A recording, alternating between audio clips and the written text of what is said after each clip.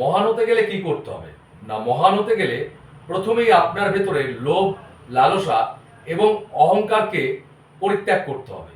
কিন্তু এগুলো করব কি করে?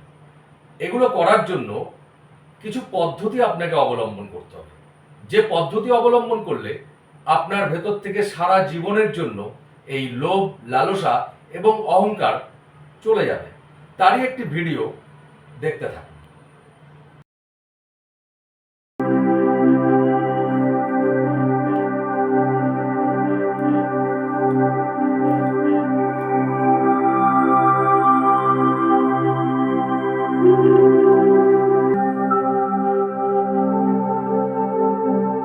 এই ভিডিওটিতে শ্বাস ক্রিয়া এবং শব্দ তরঙ্গ ব্যবহার করা হয়েছে।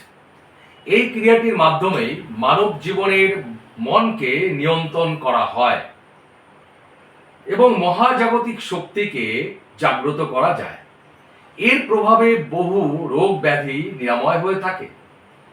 এই শ্বাস নেওয়া এবং ছাড়ার পদ্ধতি শিখতে পারবেন জীবন দর্শন পাঠশালায়।